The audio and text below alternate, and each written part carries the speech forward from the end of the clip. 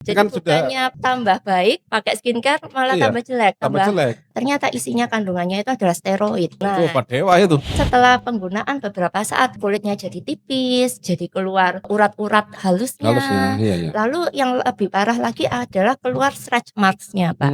Nah, kalau sudah seperti itu kan kondisinya irreversible ya, tidak bisa dikembalikan. Belum tentu semakin banyak skincare semakin Oke baik. bagus. Wah ini kalau semua sadar ya nanti pabrik skincare bisa mikir-mikir ini. Orang Indonesia tuh mayoritas kekurangan vitamin D Iya, ya, kalau saya emang jarang berjemur Dok. Saya berjemur lagi jari hitam begini ini tambah jadi itu. naik 30, 40. Jadi Nah, memang kita nggak bisa memungkiri ya Pak ya, sinar matahari itu memang kita butuhkan iya. untuk pembentukan vitamin D.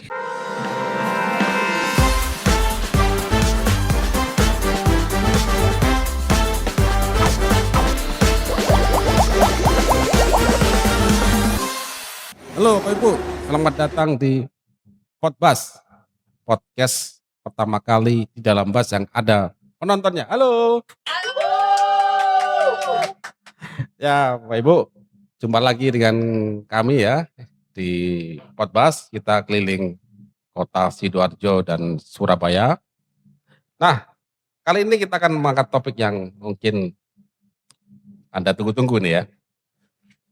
Saat ini banyak sekali fenomena para ibu-ibu itu berjuang atau mungkin sangat tergila-gila dengan skincare. Jadi mereka tuh sangat concern ya. Bahkan ada yang perawatan kulitnya itu ada yang 7 step, 10 step, katanya pada saya nggak paham itu, banyak step-step kali itu ya. Tapi kok saya lihat juga makin banyak dirawat kok kelihatannya kok nggak sesuai yang mereka harapkan. Kok juga, wah saya juga sering menjumpai banyak flex dan juga banyak penyakit yang relate dengan skincare tersebut. Nah kali ini kita akan ketemu nih dengan pakarnya nih, dengan beliau ini memang pelaku ya, artinya beliau ini punya klinik estetik anti aging. Kita akan ngobrol itu ya, apakah skincare itu aman dengan berbagai macam tipenya ya, terus kenapa kok habis perawatan kok anda kok merah sekali mukanya gitu. Nah, kita ketemu dengan Dokter Magdalena. Halo Dok. Halo, selamat siang Pak. Selamat siang Dok, terima kasih sudah hadir di studio kami, Iya. studio berjalan Ya, unik ya Pak ya. Podbas. Sambil jalan-jalan sambil ngobrol. Iya, apalagi kita hari ini mau kita ngobrolkan tentang skincare Dok ya. Betul. Dok, ya ini kan dokter kan bergerak di bidang anti aging Dok ya. Iya, betul. Estetik Estetik dan dan anti anti-aging. aging. Nah mungkin audiens saya perlu mungkin dijelasin Dok, apa sih estetik itu? Iya. Anti-aging bagaimana sih sebenarnya itu Dok? Jadi pada dasarnya anti-aging medicine ya. Jadi kita payung besarnya itu adalah anti-aging medicine. Itu adalah satu cabang ilmu kedokteran yang baru, di mana kita melihat penuaan itu sebagai sesuatu yang reversible, yang bisa dikembalikan gitu ya. Nah, jadi reverse aging. Ya, betul. Jadi bagaimana kita mengembalikan suatu kondisi yang sudah terjadi proses penuaan itu agar menjadi seperti semula, seperti sebelum terjadinya penuaan tersebut gitu. Dan yang paling sering kita lihat kondisi tanda-tanda penuaan itu kan yang paling gampang kita lihat itu kan dari kulit, betul ya Pak ya. Iya. Nah itulah jadi di estetiknya itu sendiri itulah yang berperan. Jadi estetik dan anti-aging. Jadi estetiknya itu lebih ke arah penampakannya, atau gimana? Betul. Jadi misalkan anti-agingnya itu dari dalamnya, dari peran nutrisinya, pola hidupnya bagaimana, lalu pola tidurnya bagaimana, hormonalnya, olahraganya. Jadi dari segi pola hidupnya lah seperti itu. Sedangkan estetiknya kita lihat dari kulit luarnya, betul. Karena kan yang itu tadi ya, yang pertama kali kita lihat sebagai yang gampang kita lihat, kita perhatikan tanda-tanda penuaan yang paling gampang kita perhatikan kan dari kulitnya. Gitu. Ya, betul. Cuma kadang-kadang sekarang ini dengan adanya kamera jahat itu banyak filter-filter. Banyak filternya nih. Kita lihat foto nih, kalau dulu fotonya kan wah ini real ini ya. Iya. Sekarang ini Jadi Enggak siap. menipu ya, Pak, ya. Di fotonya, wah cantik, pas ketemu, loh kok beda Kok gitu. beda gitu, ternyata di filter sama dia. Iya, Nah, betul. jadi demikian juga ada faktanya otomatis, kulit juga perlu dirawat ya, Iya. dari luarnya itu. Iya, betul. Nah, berarti estetik. Iya, Estetik. estetik. Nah, estetik. Nah, kalau secara estetik tuh apa yang Dok, yang dilakuin dari sisi, pada umumnya masyarakat lah, kita bicara dulu yang di masyarakat umum ini, kan yang penting kan penampilan Dok. Iya. Nah, akhirnya mereka mungkin menggunakan banyak sekali skincare. Ada Betul. yang mereka itu gonta-ganti skincare, yang Iya. penting kan penampilan dulu di luar ya. Iya, betul. Nah, itu gimana Dok, yang penampakan sekarang di luar ini, Iya. itu seperti apa? Apakah itu sudah benar atau gimana Dok? Jadi kalau kita bicara soal skincare ya Pak ya, jadi itu kan, produk-produk yang kita oleskan dari luar. Iya. Nah memang saat ini tuh trennya yang berkembang sekarang ini tuh orang-orang tuh mengikuti apa yang viral. Jadi sekarang dengan media sosial yang sekarang ini lagi, rame ya, setiap orang kan pasti punya akun media sosial. Iya, Saya rasa zaman now sekarang nggak ada orang yang nggak punya akun media sosial ya. Termasuk kita sekarang ya? Iya betul. Nah, itu dengan adanya media sosial yang sekarang ini, orang-orang cenderung mengikuti apa yang viral, apa yang tren. Jadi misalkan sekarang ini lagi tren, yang, pada pakai retinol gitu. Retinol? Semua orang pada ngikut retinol gitu. Terus, ada misalkan influencer-influencer yang pada, mengiklankan pakai exfoliating toner, semua pada ngikut gitu. Nah, padahal belum tentu bahan-bahan tersebut itu, cocok ke kulit. Ya betul, karena tiap orang kan kulitnya kan pasti kondisinya beda-beda. Nah, belum lagi kita kalau ngomongin soal, yang abal-abal dalam tanda kutip, seperti misalnya HB dosing, hand body dosis tinggi.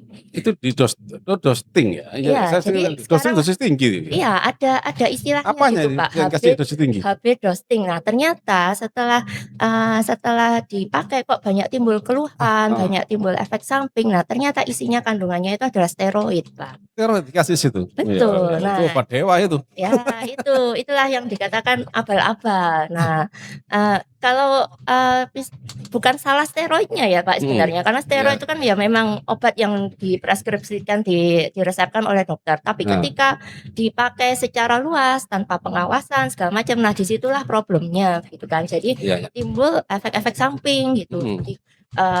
Jadi awalnya tuh mereka mengiklankan, hand body ini untuk memutihkan gitu. Nah, tapi ternyata setelah penggunaan beberapa saat kulitnya jadi tipis, jadi keluar urat-urat halusnya. Iya. Lalu yang lebih parah lagi adalah keluar stretch marks-nya, Pak. Nah, kalau sudah seperti itu kan kondisinya irreversible ya, tidak bisa dikembalikan gitu. Nah, berarti salahnya sendiri ya? Betul. Nah, itulah makanya jangan ikut-ikutan gitu. Hati-hati ya. Iya. Harus tahu cara kerja sel kulit. Nah, Betul. Apa yang viral itu belum tentu aman. Betul. Apalagi yang pakai anak muda. Nah, Saya khawatir nanti banyak sekali usia 40 generasi sekarang nanti udah tua semua itu. Iya. Jadi Kan bukannya tambah baik pakai skincare malah tambah jelek. Tambah jelek. Iya. Nah, sekarang mungkin nggak kelihatan anak-anak mungkin SMA gitu ya. Iya. SMA, kuliah S1 mungkin baru nggak apa-apa. Ya, dia masih muda gitu ya. Tapi Begitu kan rusak. Kita nggak tahu berapa tahun ke depan efeknya Iya, baru maksud saya. keluar. Jadi kemampuan dia reversible-nya itu dari paksa di usia-usia muda itu kan. Iya, betul. Berarti waktu nanti kejadian usia 40, 50 sudah gak bisa nafas.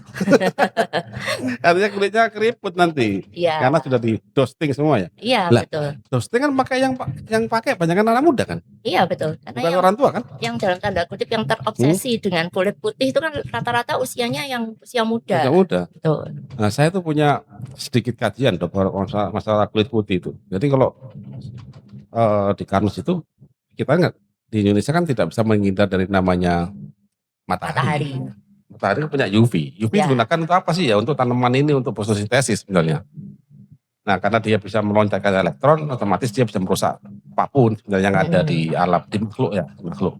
Dia bisa memecah dan sebagainya, termasuk tubuh kita. Ya. Makanya kita dikasih pigmen kan, melanin kan. Yang seharusnya memprotek. Lah kok diputih malah dihilangkan. Iya. Ya, jadi efek proteksinya berkurang. Betul, bagi Bapak Ibu yang pigmennya seperti saya, hitam manis, terima saja. Harus bersyukur ya Pak. Beda sama Dr. Magda ini sudah dari lahir sudah putih. Bukan berarti dia beliau nggak punya pigmen loh, beliau punya pigmen, cuman tipenya beda, kan Iya, gitu kan. betul. Nah, saya tipenya kan tipe yang dark gitu loh. Tapi mesti bersyukur kita masih hitam manis tuh. Iya. Jadi yang penting tuh kulitnya tuh sehat ya. Iya, ya sehat tuh. Ya, tadi ngobrolin mana itu ya?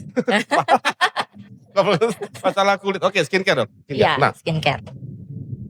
jadi kalau dosing dipakai anak muda dan dia dikasih steroid itu sangat mengerikan loh. Iya, betul. Pas saya steroid mestinya dia untuk eksim misalkan ya. Bila kok dikasih yang nggak kena eksim. Iya. Kira-kira dampak steroid dari dipakai untuk skincare apa dok? Jadi kalau untuk penggunaan jangka panjang, steroid dosis tinggi itu bisa menipiskan kulit. Jadi istilah bahasa kedokterannya itu atrofi. Kulitnya atrofi. Karena dia menahan sel-sel imun untuk mendegradasi, sehingga tidak ada lagi pertumbuhan sel yang baru kan. Betul, ibaratnya kayak di bom atom gitu. Iya kan? Nah, lalu karena kulitnya tipis, jadi keluar urat-urat halus. Jadi urat-urat seperti pembuluh darah yang kita sebut dengan telangiektasis. Jadi pelebaran pembuluh darah yang nampak pada kulit. Waduh, nanti kayak Casper dong. Tembus. Jadi tembus pandang. Kan tembus tulangnya. Nah, lalu yang paling parah itu tadi Pak yang saya sebutkan. Jadi timbul stretch marks. Karena kulitnya saking tipisnya jadi ketarik gitu kan. Jadi rusak sehingga timbul guratan-guratan di kulitnya. Guratan-guratan merah. Nah, itulah yang tidak bisa, kalau itu sudah terjadi itu sudah rusaknya permanen. Sulit sekali untuk kita Dokter sudah sering menjumpai itu? Beberapa saya jumpai. Anak muda? Iya, atau udah tua? Betul. Rata-rata umur 20-an. Nah, dengerin ya. Anak-anak kakak-kakak yang sudah 20 tahun ke bawah. Ini audien kan usia 20 tahun ke bawah ada kan? Ada itu, ada satu di 20 tahun ke bawah. Nah, ada di anak-anak SMA misalkan ya, Anda jangan pakai skincare dosing.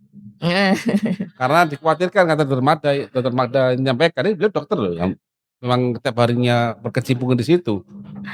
Menjumpai kasus-kasus penipisan kulit.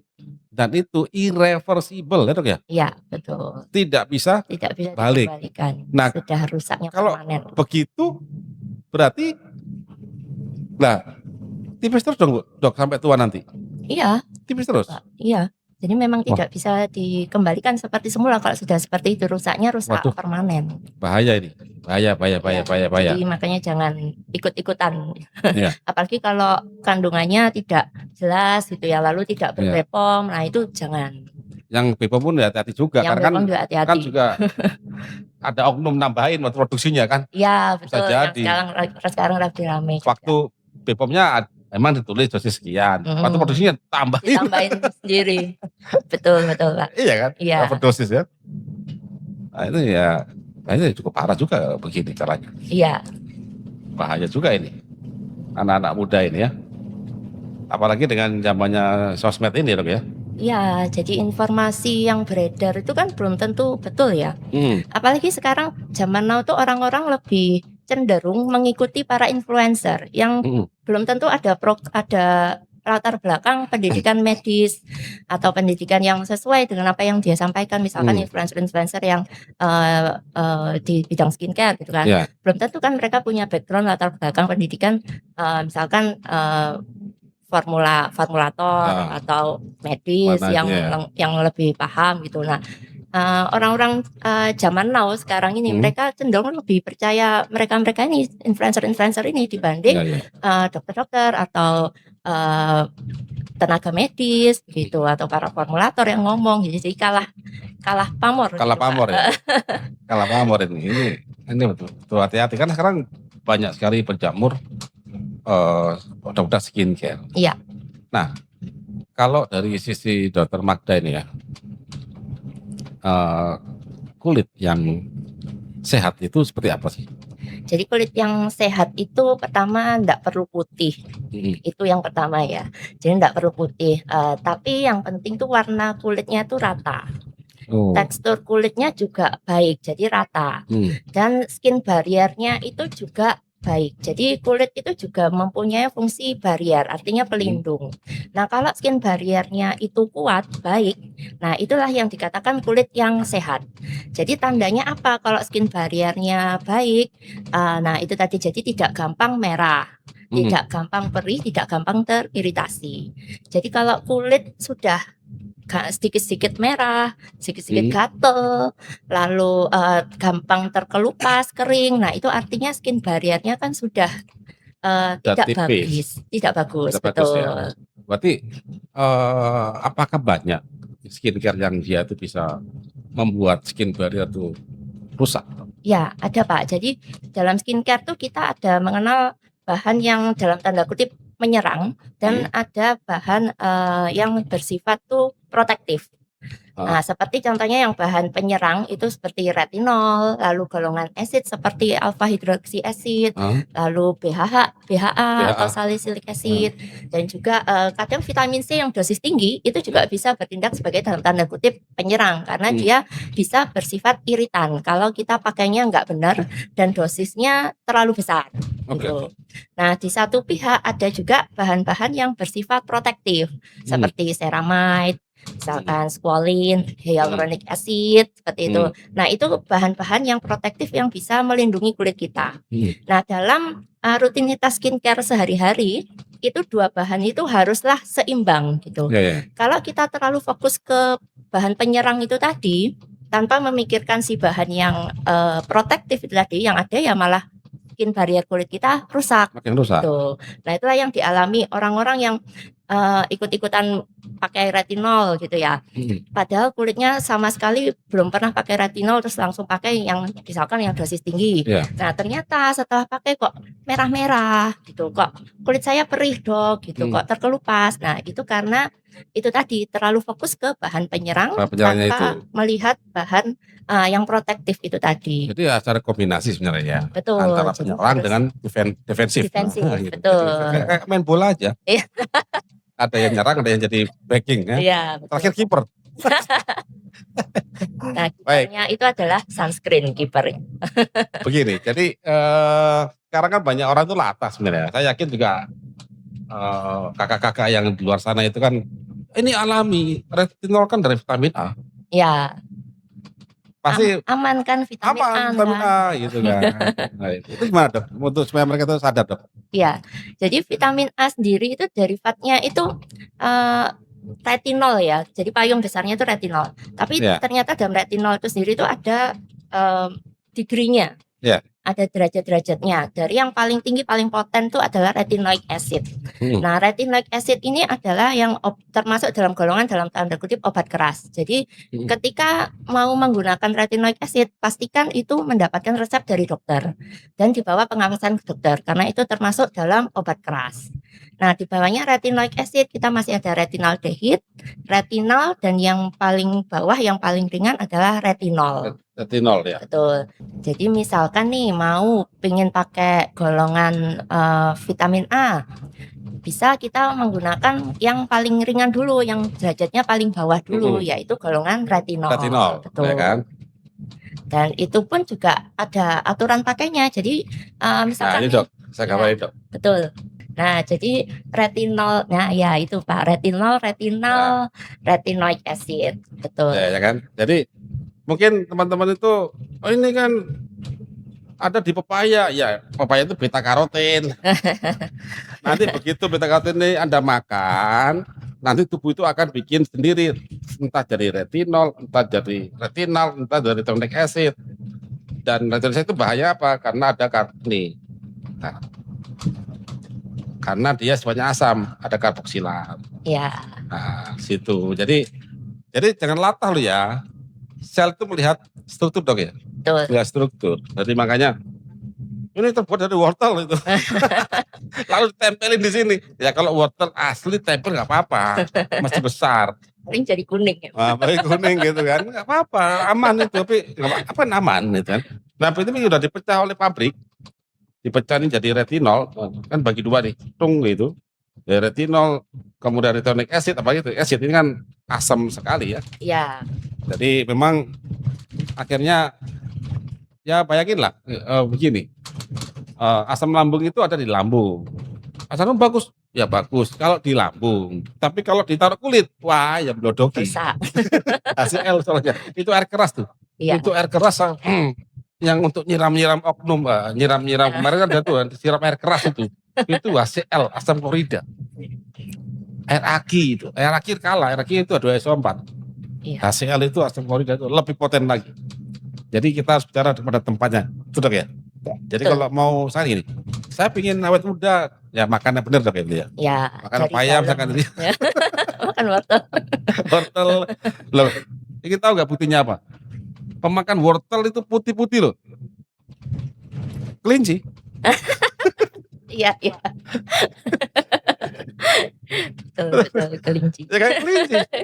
Tanya kelinci coba, ya apa? Wortel. Gimana kulitnya? Gimana bulunya?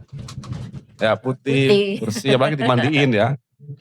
Nah, jadi ini, nah sekarang setelah kita bahas tentang dok,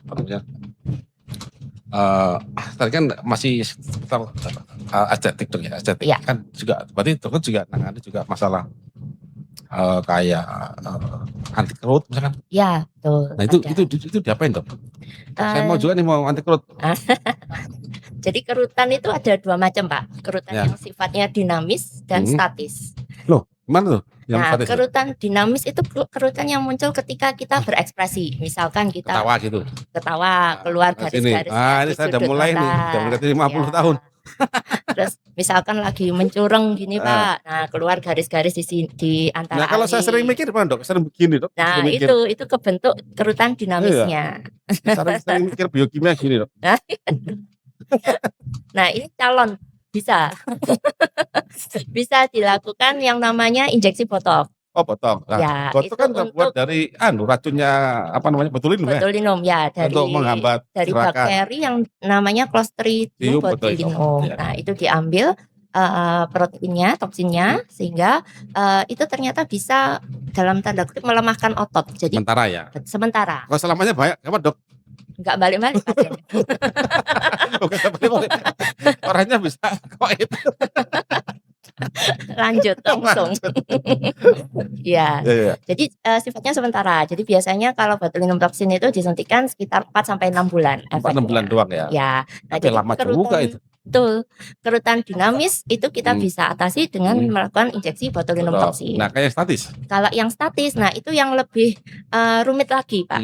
Karena kerutan statis itu keluar bahkan ketika kita tidak berekspresi. Misalkan garis di bawah mata, garis senyum, bahkan ketika kita nggak senyum pun sudah keluar garisnya. Nah, itu yang pendekatannya akan lebih kompleks. Butuh kombinasi dari beberapa treatment. Seperti yang sekarang ini lagi kekinian injeksi kolagen stimulator, lalu injeksi filler juga bisa, lalu seperti skin booster. Kolagen stimulator itu apa yang diinjeksikan dok?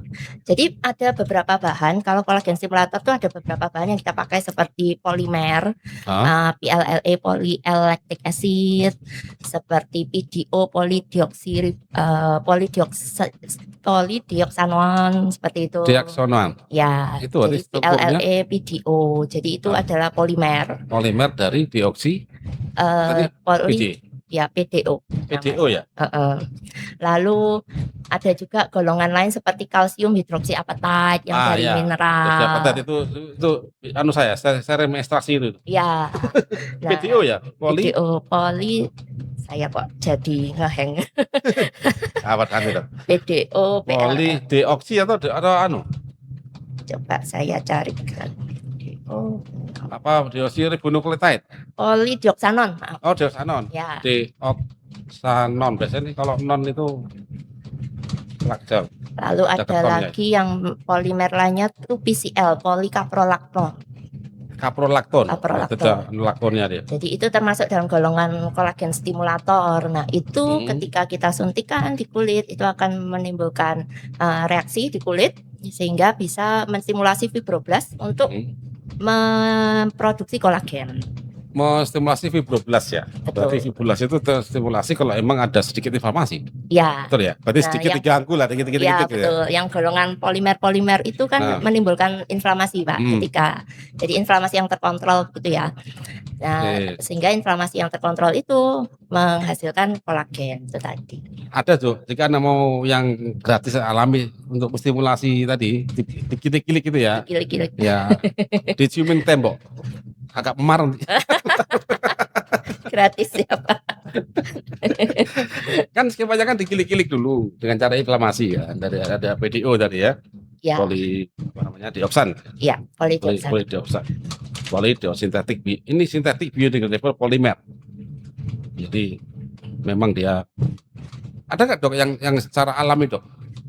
Gimana ya? Secara alami, iya. Kalau dari ini untuk kolagen ya Pak ya? Ya, ini untuk tadi supaya apa penuaan saya soalnya sel saya itu iya. Usia 48, usia sel saya pakai aplikasi sih, bukan kulit. Jadi sel saya usianya 43. Usia saya punya itu usia paling enggak ya 35 itu loh. Iya, bagus loh Pak. Ya saya ya 35 gitu. Tapi kulit saya kacau kulit saya. Ya, jadi kalau di klinik saya, kalau di tempat saya selain dengan injectable seperti itu, kita juga ada dengan menggunakan alat, dengan laser. Gimana tuh alat? Dengan laser gitu Pak. Jadi laser, ada beberapa laser yang memang kita dengan panjang gelombang tertentu itu bisa menstimulasi kolagen. Berapa gelombangnya? Panjang gelombang berapa dok? Sekitar 1064 nanometer. 10 pangkat 10.064. Oh iya. Nanometer. Ya. 1000 nanometer. Ya, jadi masih visible light ya. Ya, betul. Masih visible light. Oke. Jadi berarti dia bikin agak panas itu. Iya. Jadi ada rasa panasnya di kulit, betul. Saya memang saya agak concern sih kalau dengan cahaya-cahaya itu. Cahaya memang lembut, cuman dia mempunyai energi yang lumayan sih sebenarnya. Jadi memang batasannya adalah berarti rasa panas tadi ya dok ya? Iya. Rasa panas itu ya. Nah kalau waktu facial dok, itu kan sering roti dok, diambil komedonya itu. Iya, diekstraksi. Nah itu sakit sekali dok, itu gimana? Biar nggak sakit itu gimana? Biar nggak sakit, berdoa dulu Pak. Itu ya, berdoa dulu. Iya. Makanya saya tuh mungkin hampir 2 tahun sekali kali saya facial nih. Iya. Karena memang itu yang saya takutin di situ. Iya, memang rata-rata pasien-pasien itu males facial itu karena tahapan ekstraksinya. Iya, itu memang wajib ya. Padahal itu satu tahapan yang tidak bisa kita lewati karena memang tujuannya facial itu kan memang membersihkan pori-pori dengan cara diekstraksi itu tadi. Nah, paling kalau saya cara ngakalinnya sebelum diekstraksi dioleskan krim anestesi dulu, Pak. Oh, ya itu enak dok. Berarti nanti saya mau deh situ. Klien satu lagi bertambah. Satu lagi ya. Jadi paling enggak terlalu sakit lah dok ya. Iya betul. Jadi, tapi itu aman dok ya? Kenapa? Aman ya? Aman. Anestesi itu ya. Topikal ya. Topikal. Jadi sementara agak ada tebel-tebelnya. Agak tebel dikit ya. Iya. Agak tebel dikit. Jadi itu tips dari Dr. Magda ya Bapak Ibu yang facialnya takut facial ya. Takut facial terus Anda mau pingin facial, pingin bersih mukanya ya. Pingin eye catching di kamera, ya kalau saya emang apa adanya saja karena emang saya ini orang lapangan, sering riset di lab gitu, sering kena bahan-bahan kimia ya. Jadi saya harus menerima akibat dari itu. Akibat dari itu. Paling enggak saya cuman mengandalkan perawatan dari dalam, organ dalam. Tapi kadang juga penting juga sih ya wajah itu ya. Iya. Karena emang pertama kali orang melihat itu adalah wajahmu bagaimana gitu ya. Kesan pertama dari wajah. Kalau wajahnya emang tidak enak dipandang itu kan juga masalah ya. Iya. Nah mungkin ada yang tanyakan nih dari kakak di sini. Dr. Magda ini masalah ini ya estetik ya, ini belum masalah nutrisi ya, masih belum anti aging. Estetik. Jadi kan salah satu cara ya ada itu botox. Ya. Nah, botox. Nah, itu sebenarnya kalau dilihat secara efek sampingnya seberapa berbahaya sih, Dok? Nah, entar Dok, saya reply dulu. Jadi ada ini audiens bertanya. Ya. Jadi kan caranya untuk awet muda kan pakai botox. Nanti dia bertanya nih, gimana efek samping dari botox? Katanya kalau misalnya dari muda udah pakai botox, terus nggak pakai botox lagi, Justru makin kendur ya. Nah ini masih muda Dok, Ya. masih 20 tahun. Ya, jadi itu tidak benar. Jadi itu hoax ya. Oh, Jadi banyak yang bilang jangan botox, nanti kalau kamu sudah nggak botox lagi nanti malah makin kendur gitu ya. Enggak. Jadi kalau katakan tadi kan efek botox kan 4 sampai 6 bulan ya. Nah, apa yang terjadi ketika 4 sampai 6 bulan kita nggak retouch ya kembali aja seperti semula. Jadi kerutannya ya kembali seperti baseline, seperti awal ketika belum dibotox. Jadi nggak makin melorot, nggak makin kendur, enggak. Jadi itu tidak betul. Dan lagi pula botox itu tidak hanya untuk estetika saja. Jadi untuk memperbaiki kondisi-kondisi medis lainnya juga seperti hiperhidrosis. Jadi ada beberapa orang yang tangannya itu suka berkeringat banyak. Ya. Nah, itu kan kondisi hiperhidrosis itu kan karena produksi kelenjar keringatnya itu terlalu berlebihan. Ya. Nah, botulinum toksin si botox itu ketika disuntikkan itu dia bisa mengerem. Jadi bisa mengurangi si produksi kelenjar keringat tersebut. Meskipun panik loh. Iya, Kak, jadi kering. Oh, panik nggak? Selama 4 sampai 6 bulan dia akan ngerasa tangannya kering sehingga itu akan sangat membantu sekali buat mereka-mereka yang penderita hiperhidrosis itu. Tapi maaf Dok, kalau untuk pelumasan misfi kan? Oh, kalau itu sih saya harus baca papernya lagi. Oh iya. Soalnya saya keringat sampai di stop. Jangan-jangan juga pelumasan juga stop juga Pak ya juga. Oh, enggak Pak. Ya? Jadi kalau botulinum toksin ketika kita suntikan di telapak tangan ya dia efeknya hanya lokal. Di sini. Betul. Jadi tidak sistemik Pak. Tapi di dalam darah. Tidak. Jadi disuntikan misalkan dia problemnya yang berkeringat tadi di tangan ya kita suntikinya di tangan. Oke. Lalu ketiak gitu misalkan yang keringatnya banyak ya kita suntikinya di ketiak gitu. Jadi tidak hanya untuk estetika saja, botulinum toksin itu untuk memperbaiki kondisi-kondisi medis lainnya juga. Jadi misal ada lagi yang kalau tidur suka kretek-kretek giginya, ada kan yang misal biasanya bapak-bapak tuh kalau tidur juga krok. Nah, itu namanya bruxism. Nah, botox ketika kita suntikan di otot yang penyebab krek-kreknya itu tadi, itu dia bisa rileks sehingga tidurnya dia lebih enak, lebih nyenyak gitu. Jadi memperbaiki kualitas tidurnya juga. Karena orang yang bruxism tuh pasti kualitas tidurnya juga enggak bagus. Ya itu udah jelas? Jelas Pak. Oke. Jadi mau botox? Jadi apakah kesimpulannya 100% aman Dok sebenarnya kalau botox? Aman. Jadi kalau secara bahan aman karena meskipun judulnya itu botulinum toksin kok racun gitu ya. Nah, tapi sebenarnya itu sudah bukan racun gitu. Jadi yang kita ambil itu adalah istilahnya kayak protein kompleksnya sehingga itu yang bisa melemahkan otot dan itu juga sifatnya juga sementara. Gitu. Dan kalau kita pakainya dengan dosis yang baik ya sesuai dengan dosis yang dianjurkan ya akan aman, hasilnya juga akan baik. Ya, mungkin sedikit saya sedikit saya turun rembuk lah ya. Jadi kalau botox itu memang botulinum toksin dan dia terbuat dari protein. Jadi protein kalau sampai kita makan racun botulinum itu kita bisa memang lumpuh. Makanya itu ada kalau nggak salah tuh di tempe bongkrek salah ya. Betul ya Dok ya? Saya nggak lupa itu. Jadi kalau banyak orang keracunan tuh, ya waktu dimakan. Jadi itu sampai sana untuk pelemahan otot mungkin tadi. Makanya bisa dipakai lokal untuk menahan gerakan otot. Macam kayak paralisis tapi terkontrol Dok ya. Iya. Nah, terkontrol. Nah itu ya tergantung opsi. Makanya kalau pakai hal-hal begitu memang harus ditangani oleh ahlinya memang. Karena ada dosis. Kalau sampai overdosis ya lemah juga itu.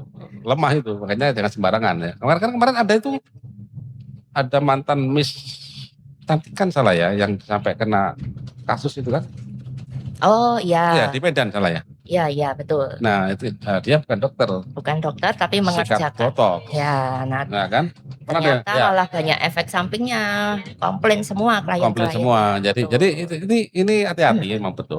Pasti ada efek samping kalau memang dosisnya lebih. Nah yang paling dosis apa ya? Yang ahlinya, memang harus cari ahlinya betul. Nah tapi kalau dari sisi saya, ya saya nggak mau sih kalau saya sendiri dong ya. Saya lebih suka yang anti aging. Iya, betul. Kecuali kepepet nanti mungkin mau tampil ketemu siapa gitu. Ya. Wah ini kurutnya ini hilang. Ah mungkin gini. Ada mbah-mbah mau nikah lagi. Ya. Bisa Pak. Ya supaya kenceng bagaimana. Saat itu.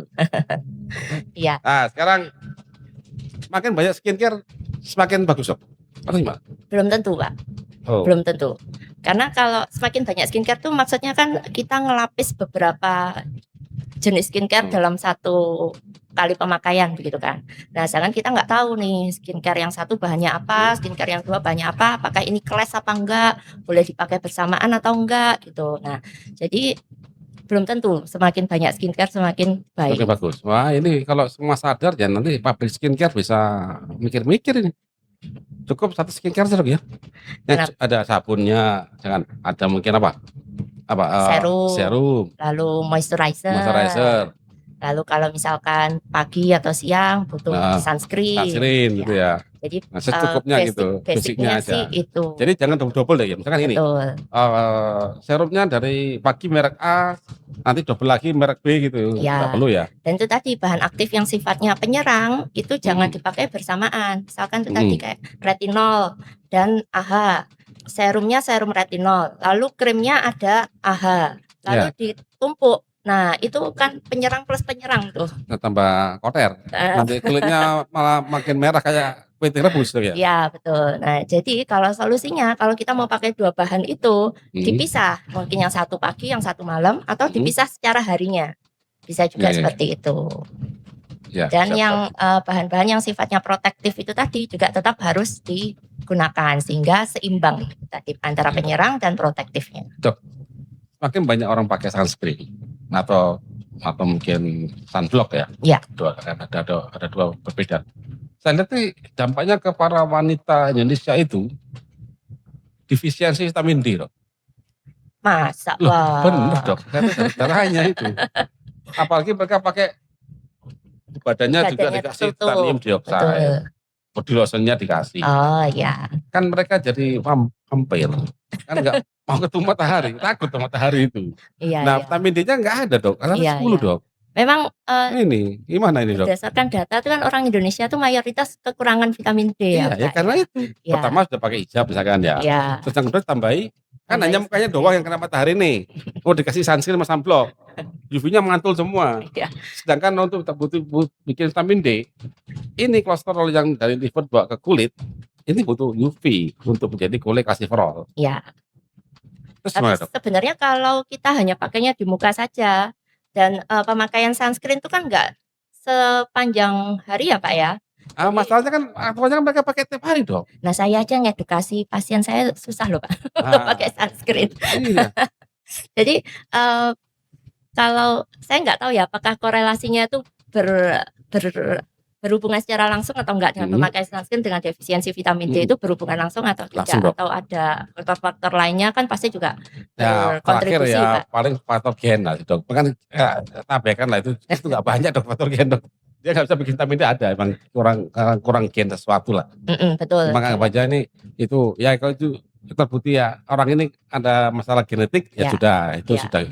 Tapi yang kayak saya pernah vitamin D kalau saya memang jarang berjemur Dok. Nah saya turun vitamin D saya berjemur lagi jari hitam begini ini jadi naik 30, 40, 50 gitu. Iya. Nah, jadi memang kita nggak bisa memungkiri ya Pak ya vitamin D itu memang sinar matahari itu memang kita butuhkan untuk pembentukan vitamin D. Tapi kita juga ngelihat bahwa sinar UV itu juga memiliki dampak negatif ke kulit. Misalkan itu tadi bikin kulitnya yang paling ringan dari terbakar matahari, sunburn. lalu terbentuk flek atau melasma, sampai yang paling parah adalah resiko terjadinya kanker kulit. Nah, sekarang kalau saya melihatnya itu antara benefit dengan resikonya gitu Pak. Nah, kan yang kita mau cegah itu kan itu tadi, resiko terburuk adalah kanker kulit. Sehingga kalau saya sarankan pasien-pasien untuk menggunakan sunscreen. Nah, vitamin D-nya gimana? Dari suplemen Pak. Nah, salah satu lagi Dok, maksud Dok, ada 2 jenis vitamin D loh Dok. Satu kolesterol, satu lagi kalsium sulfat. Nah, saya juga mencobai kan, banyak sekali pasien degeneratif itu datang ke Karnus. Saya vitamin D saya 100 Pak. Dari mana Bu? Suplemen. Terus aku pengapuran ya. Nah, ini yang nggak bisa dipungkiri Dok di sini. Jadi pada saat kita ini kurang vitamin D, benar ya. Pas saya pelajari dari multi literatur dan kita simulasikan, tubuh itu membuat vitamin D kan dari 7 kolesterol dari liver ya. Liver bawa ke kulit. Nanti ketemu sama UV baru dia menjadi kolesterol. Nah, ternyata ada 2 jenis. Saat tubuh saya ini kurang vitamin D, lalu masih banyak kalsium dalam darah saya, maka dia akan bikin kolesterol sulfat. Nah, jadi kalsiumnya semakin jadi begitu darah saya itu banyak kalsium, maka vitamin D yang akan dibuat oleh tubuh saya itu jenisnya adalah vitamin D sulfat. Nah, vitamin D sulfat ini adalah vitamin D yang larut dengan air, sehingga dia tidak menarik kalsium dari usus. Jadi dia vitamin D saya masih dapat, tapi dia nggak narik kalsium dari usus karena darah saya masih banyak kalsium. Nah, someday kalsium darah saya itu low, maka dia akan bikin kolesterol. Vitamin D biasa, dia akan menarik kalsium 20 kali lipat masuk dalam darah saya. Nah, silakannya suplemen yang dijual itu satu tipe doang, kolesterol saja, tanpa sulfat. Nah, kalau orang hanya men-trigger vitamin D aja, nanti kalsiumnya masuk. Nah, itu masuk nanti dia masuk ke pengapuran, kalsiferosis, tapi dari kalsium, gasifikasi. Nah, ini kan dengan lumayan juga ini. Jadi selama ini kalau kajian kami di Karnus itu, ya Anda mungkin pakai sunscreen atau sunblock ya. Itu saat Anda emang contoh ada aktivitas di pantai, Anda seharian kerja di situ, nggak sudah lah. Wajib itu. Ya, mungkin Anda pakainya berjemur dulu sekian menit, setelah itu baru pakai. Paling nggak Anda dapat vitamin D dulu kan, dan itu Anda pakai. Dan kalau mungkin saya kemarin tuh saya pelajari itu antara sunscreen dengan sunblock, saya lebih prefer sunblock dong, dan dari titanium dioxide. Jadi ini sebenarnya sunblock itu sudah istilah yang dalam tanda kutip sudah lama Pak. Sekarang semuanya kita refer as sunscreen. Berarti pakai karena istilah block itu tidak tepat, karena sunscreen itu tetap sebagian kecil itu akan diserap. Jadi sinar UV-nya itu tetap akan diserap. Jadi tidak 100% dipantulkan. Sedangkan kalau kita menggunakan istilah sunblock, block itu kan berarti kan memantulkan. SPF-nya paling gede. Tetap akan sebagian kecil. SPF paling tinggi sekalipun itu hanya 98%. Jadi 2%-nya tetap akan diserap, dirubah menjadi panas gitu. Jadi istilah yang tepat sekarang ini adalah sunscreen.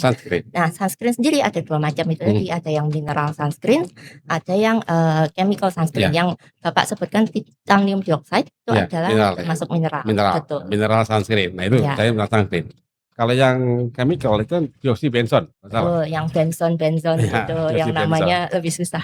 Dioksibenzon itu mirip apa sih ya? Mirip kalau Anda beli kaca film di mobil. Atau kacamata ya. Itu ada UV yang menggelap. Dia menyerap energi dari UV. Masalah yang satu, dia itu bisa masuk dalam darah. Nah, dia akan masuk ke liver untuk didetox, kasih kerjaan liver lagi.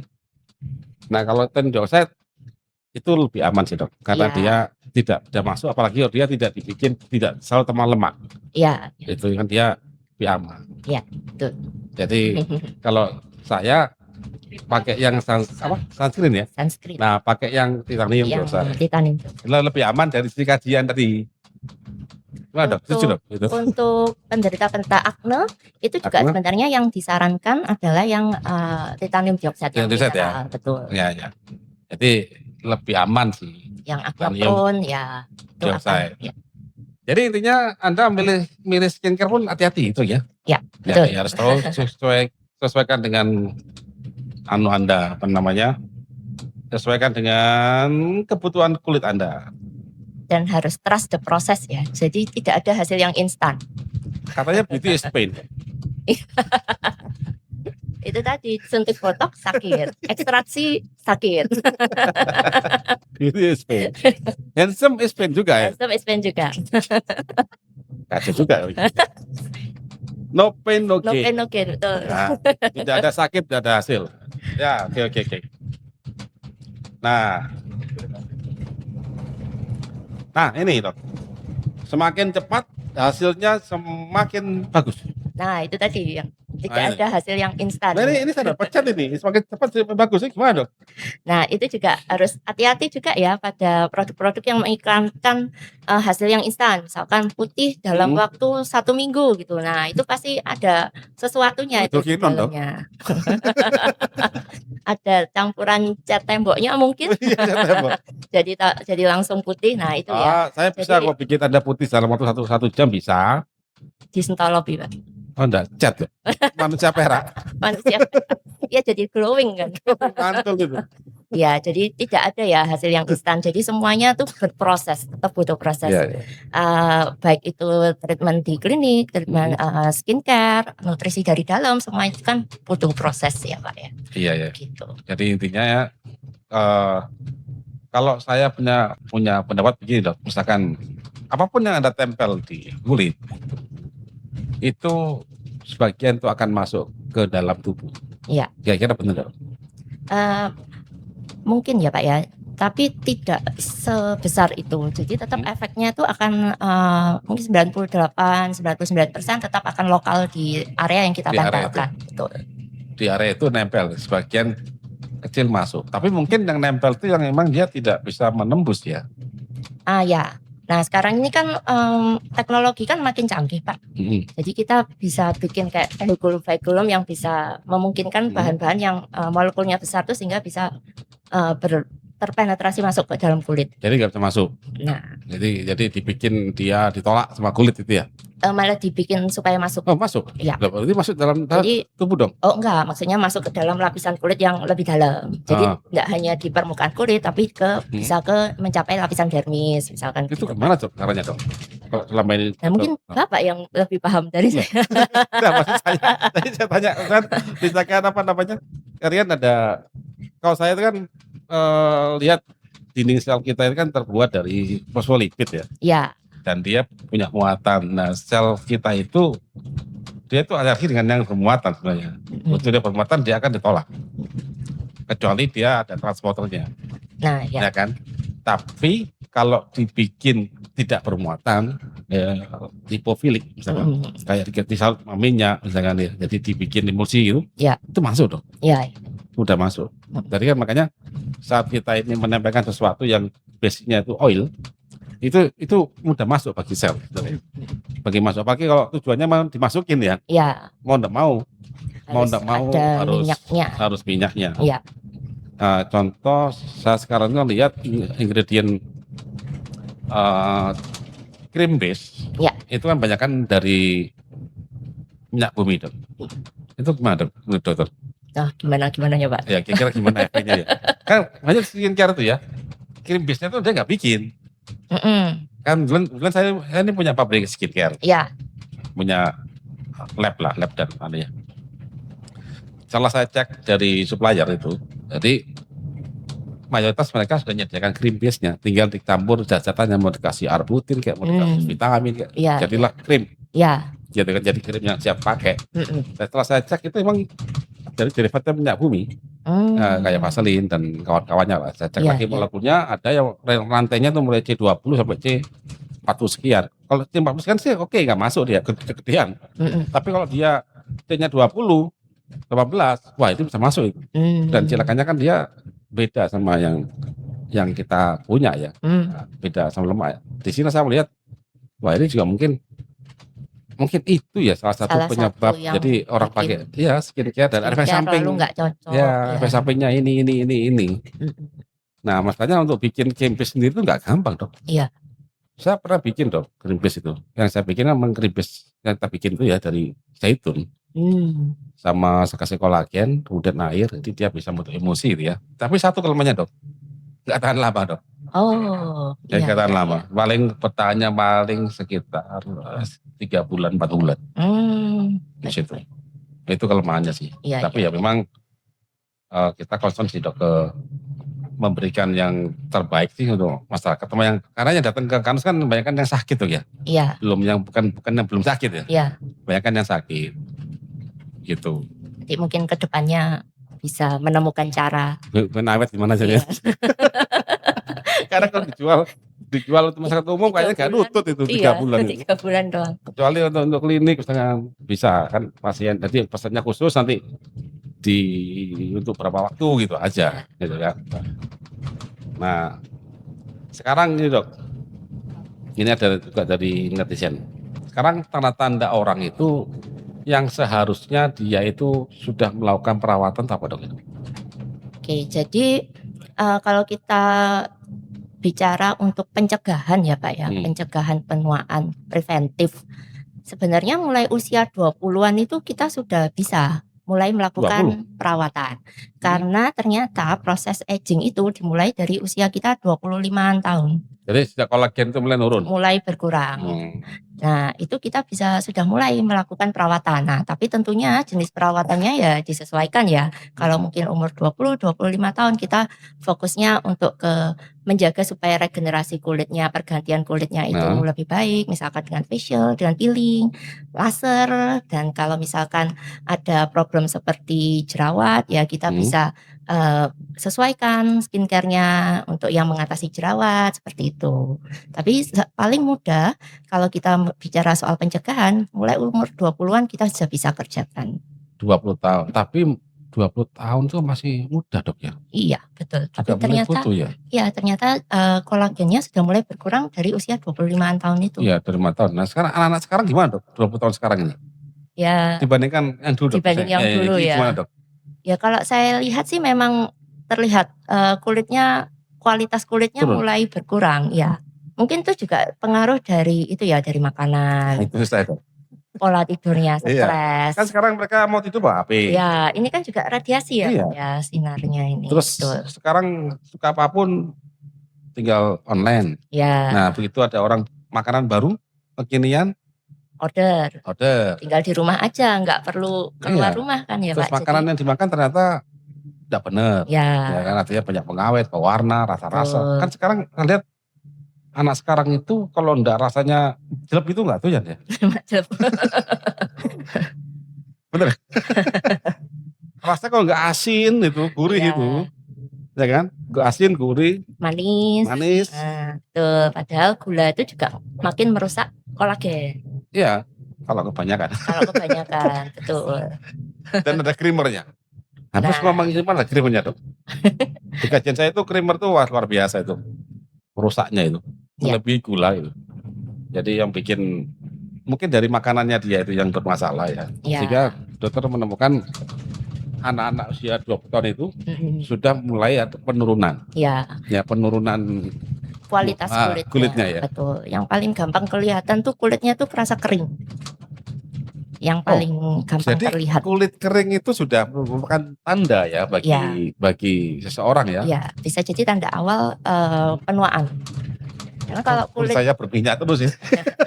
Justru orang yang kulitnya berminyak tuh justru lebih awet muda loh. Oh iya. Karena lembab terus ya. Iya, betul. Teman saya kebanyakan berjemur dari hitam ini. Iya gitu ya. Jadi saat Anda kering, berarti sudah ada something di dalam kulit Anda. Betul ya. Jika ada anak-anak usia 20 tahun, 18 tahun itu sudah mulai kering, berarti ada something nih. Iya. Segera air dalam kulitnya kan sudah berkurang. Berarti betul kalau kadar air berkurang, kolagennya pasti turun. Betul. Karena dia itu jadi backbone-nya untuk bikin mucin, untuk bikin apa? Seratnya itu dan bisa mengisi AA itu. Jadi kan menarik air yang cukup banyak kan. Betul. Oh iya. Saya baru ingat kayak gitu. Jadi bagi kakak-kakak yang 20 tahun ke bawah, jika kulitmu kering, segera cek makananmu apa. Nah itu. Segera cek makananmu apa, mungkin makananmu itu bikin kulitmu itu kering. Iya. gaya hidupmu bermasalah. Kan kalau bisa perbaiki dulu. Jangan langsung potong kompas. Nanti potong kompas perawatan kamu lupa nggak perbaiki makananmu kan gitu dong ya. Iya. Akhirnya meskipun nampaknya dirawat di rumah dan di luarnya ini dirawat, ketoknya api itu, ternyata dalamnya nggak makan selmu. Iya. Kan sampai pasti akan jrek gitu kan. Iya. Kalau Langsung. potong kompas ke saya langsung ya enggak Ya, apa-apa. silakan Saya yang kompas. seneng. Ya, dokter Mada seneng. Iya. Nah, kita ini kan bisa join dok ini dokter Mada yang nggarap anunya ya, estetiknya ya saya anti-agingnya gitu. Jadi cocok. Jadi bisa sinkron dua-duanya gitu loh. Kolaborasi.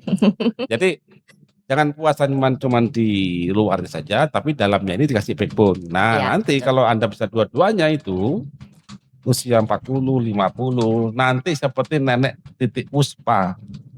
Udah nggak ada ya? Sudah nggak ada ya Titik Puspa ya? Titik Puspa. Sudah almarhum ya? Oh. Tapi beliau kan pada usia 70 itu masih kenceng. Iya, betul. Kita bisa mencontoh beliau itu. Ya, Nah, beliau usia berapa? Berarti meninggal usia 80-an sekarang, nggak usah salah 80-an ya. Berarti kelahiran 40-an. Tahun 40-an kelahirannya itu. Beliau masih sehat loh waktu itu ya. Ada 70 itu masih bisa acting, betul. Masih kencang, bisa, itu luar biasa. Jadi kita investasinya mulai dari sekarang. Dari sekarang. Investasi gitu. anti aging. Betul, dari makanannya. Nah, zaman dulu kan adanya kelanting gitu kan. Unde-unde gitu nih. Nggak ada, boba nggak ada. Boba. Creamer pun nggak ada. Nah, makanya ini tantangan buat kalian nih. Perhatikan makananmu dan perhatikan nutrisimu. Nah, kalau bisa ya perbaiki dari dalam, rawat dari luar. Nah, perawatan kalau mau potong kompas bisa ke dokter Mada. Nah, kalau dari dalam, hubungi saya ya. Iya. Ini ada FSL Collagen Drink nih ya, promosi dikit-dikit ya. Dari dalamnya. Dari dalamnya ini, dari sini. Nah, nanti potong kompasnya ada. Bentar, ini ada pesan lagi dok. Kulit yang sehat itu tenang, bukan terus-menerus beraksi. Nah, oke. Ya, betul. Jadi kira-kira benar nggak? Beraksi itu dalam arti reaktif gitu ya Pak ya. Jadi kena matahari sedikit merah kayak kepiting rebus. Nah, itu banyak kejadian tuh. Iya kan? Ya, berarti itu tandanya skin barriernya rusak kalau seperti itu. Jadi fungsi pertahanan kulitnya itu tidak berfungsi dengan baik. Apakah sudah pakai skincare banyak ngalami itu? Nah, ya betul Pak. Jadi itu tadi karena memakai skincare dengan kandungannya itu yang salah, pakainya salah dan itu tadi seperti yang bahan penyerangnya itu lebih banyak. Jadi dia lebih fokus ke situ gitu. Dan bisa jadi memakai krim yang kandungannya abal-abal itu tadi sehingga kondisi kulitnya skin barriernya jadi terkompromis. Tuh. Dok, saya jadi ingat dengan kejadian kasus-kasus tahun lalu ya. Kan banyak juga klinik yang seperti itu dok. Menjual krim abal-abal. Terus juga ada dokternya juga katanya. Terus dia akhirnya bermasalah sampai begitu itu. Jadi gimana dok membedakan klinik yang benar sama klinik yang enggak dok? Jadi kalau memang pasien tersebut membutuhkan krim-krim yang obat ya. Jadi bahan-bahan topikal yang sifatnya obat, bahan-bahan topikal yang sifatnya keras, itu pasiennya tuh wajib datang ke klinik, wajib konsultasi tatap muka dengan dokter, sehingga dokter mengeluarkan resep dan resepnya itu ditebus di apotek. Nah, itu yang benar tuh seperti itu. Oh, jadi nggak racikan di klinik? Tidak, jadi apotek yang meracik. Apotek yang racikan. Gitu. Oh, jadi ada apotekernya. Ada apotekernya. Nah, kadang itu beberapa itu yang dalam tanda kutip nakal, itu pasiennya datang cuman transaksi, cuman jadi beli krimnya saja tanpa lewat konsultasi ke dokter. Padahal krimnya yang digunakan itu adalah krim-krim yang berbahan obat. Betul. Nah, itu yang tidak boleh gitu. Jadi sebenarnya yang salah itu bukan obatnya. Obatnya ya aman. Ya memang kita gunakan untuk mengatasi problem-problem kulit tertentu. Tapi yang bahaya itu kalau digunakan sembarangan tanpa pengawasan dokter dan diberikan tanpa resep, tanpa melalui konsultasi gitu. Oh, oke. Berarti ini kemungkinan melanggar SOP lah ya. Ya. Yang kejadian-kejadian seperti itu ya. Ya betul. Jadi yang benar sih itu. Jadi harus datang ke klinik, tatap muka sama dokternya, konsultasi, terus dokternya mengeluarkan resep. Jangan sampai Bapak Ibu mengalami hal begitu ya. Jika kalau Anda sudah datang ke klinik, intinya karena mayoritas klinik pasti pakai namanya apa? Skincare medicine terjadi ya. Ya. Ya, skin medicine. Nah, Anda nggak boleh melewati konsul dengan dokter karena beliau akan bertanggung jawab pada apa yang diberikan kepada Anda. Jadi waktunya untuk konsul ya konsul, Ya. jangan ditebus hanya obatnya aja. Obatnya aja. Ya. Angkat obat itu pedang mata dua. Ya kayak pisau lah, pisau. Ya. Kalau penggunaannya salah, malah menyerang diri sendiri. Iya, itu ya. Jadi itu pentingnya ya. Nah, kalau nutrisi beda. Nutrisi itu membangun. Paling apa? Paling kekenyangan gitu.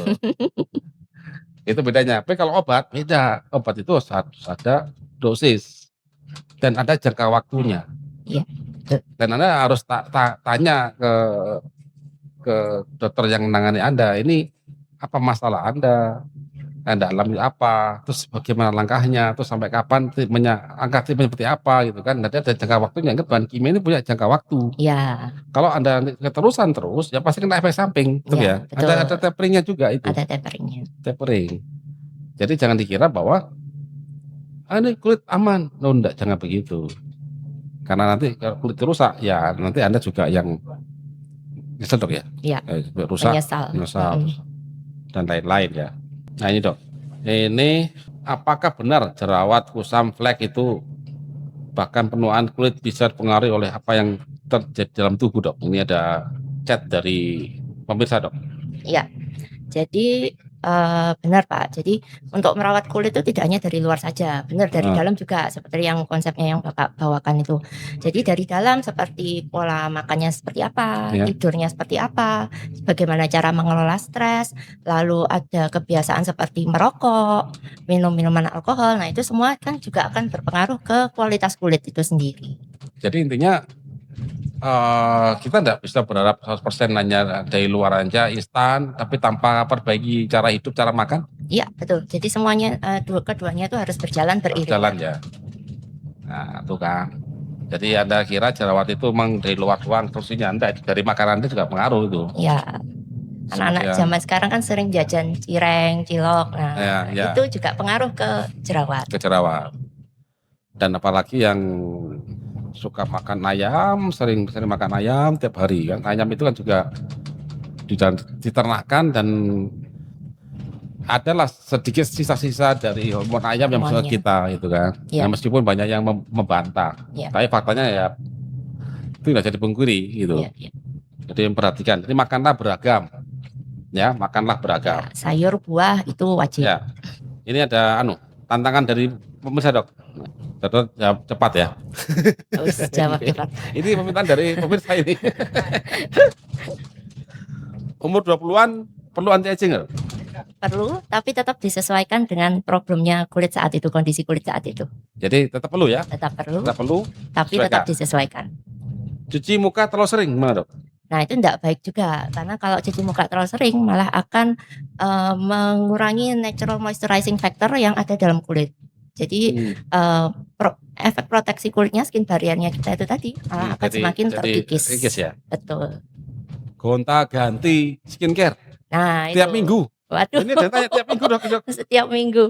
Nah itu jadi bingung ya. Jadi kita yang ngefek itu sebenarnya yang mana? Yang skincare pertama, skincare kedua kan jadi bingung ya. Jadi tetap kita harus kasih waktu untuk kulit kita tuh beradaptasi, menerima skincare yang kita aplikasikan. Jadi paling tidak kalau misalkan kita mau coba nih satu bahan, satu skincare, cobalah paling tidak itu 2-3 bulan untuk kita bisa menilai progresnya itu seperti apa, begitu. Mungkin ini yang bertanya ini mewakili influencer skincare dok. Oh iya. Setiap minggu dia ganti-ganti dikirimin ini kan sampel. Kulit perih setelah pakai produk dok. Nah itu waspada, berarti bisa jadi kemungkinan bahwa tidak cocok dengan bahan tersebut atau terjadi iritasi pada saat pemakaiannya. Lebih bahaya mana ndak pakai skincare dengan yang pakai skincare? Bingung. Dua-duanya ya. Kalau nggak pakai skincare ya kulitnya tidak dapat nutrisi dengan baik ya. Tapi kalau pakai skincare yang berlebihan itu juga nggak baik juga. Karena kalau misalkan kita pakai skincare berlebihan tadi yang Bapak sampaikan 7 step, 8 step, 10 step, itu kan numpuk ke kulit kan banyak ya. Nah itu malah resiko pore clogging, jadi pori-porinya tersumbat. Nah kalau pori-porinya tersumbat malah akan bikin resiko timbul jerawat gitu. Jadi yang moderate saja. Nah, bagi Anda yang bertanya ini ya, kalau memang nutrisimu bagus, insya Allah Anda bisa meminimalkan skincare. Ya, jadi skincare-nya minimalis. Minimalis. Jadi itu yang mungkin paling aman itu karena nutrisi kan dimakan. Ya. Makanan manusia ya. Makanan manusia.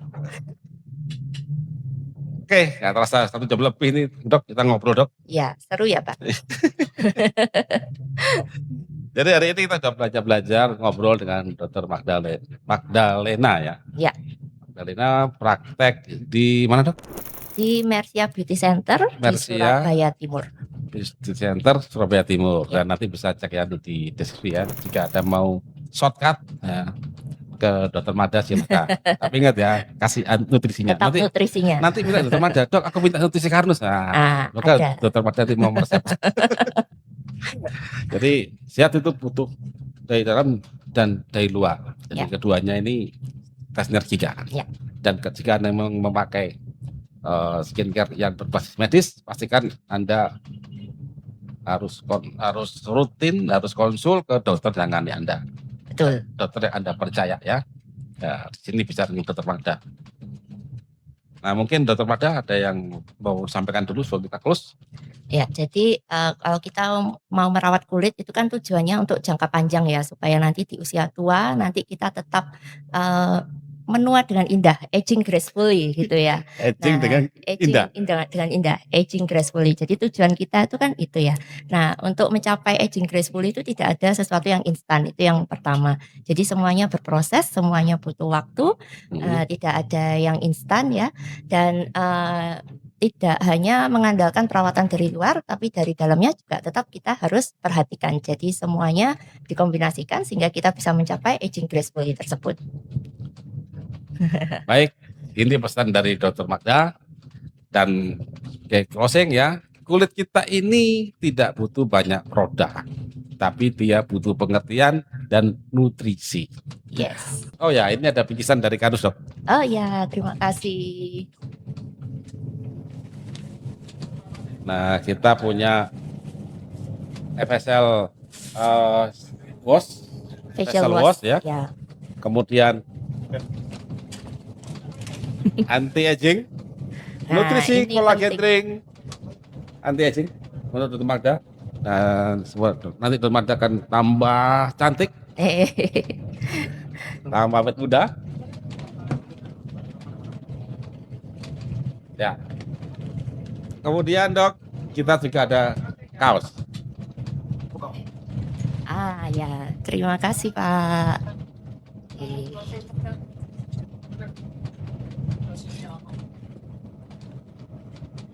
Tell the truth. Tell the truth. Terima kasih Pak. Sama-sama Dok. Senang sekali diundang ke podcast yang unik ini sambil kita jalan-jalan, sambil ngobrol-ngobrol. Nah, terasa kita sampai Pandaan Dok. Oh iya. Sama-sama. Oke Bapak Ibu, sampai ketemu lagi. Salam dari kami, Karnus, Tell the Truth.